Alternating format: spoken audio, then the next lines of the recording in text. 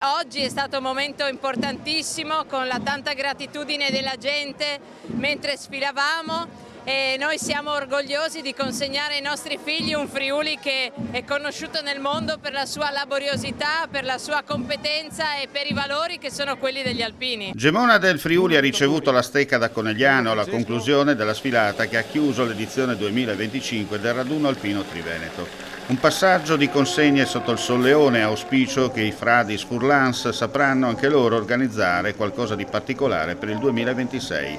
La sezione ANA sta lavorando per il grande appuntamento delle penne nere del Nord-Est in programma il secondo fine settimana di giugno, un mese esatto dalla Dunata Nazionale che si svolgerà a Genova dall'8 al 10 maggio 2026.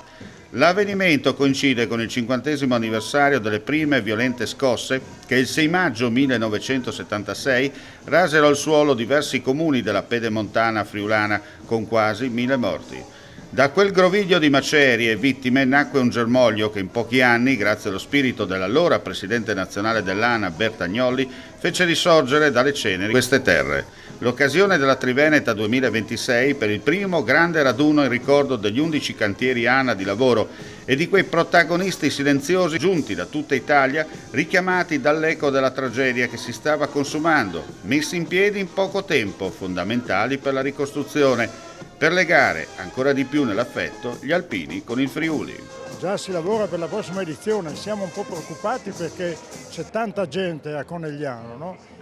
Ma abbiamo il sostegno anche di due grosse sezioni del Friuli come Udine e Pordenone che ci daranno una mano, quindi siamo convinti che lavorando seriamente riusciremo a far fronte ai nostri impegni. Abbiamo un'eredità importante visto questo evento straordinario, è chiaro che in collaborazione con la sezione che abbiamo nel nostro territorio di Gemona è una sezione che è abituata a lavorare come tutti i friulani e quindi sono meno preoccupato di Ivo proprio perché abbiamo spalle ben coperte grazie a loro.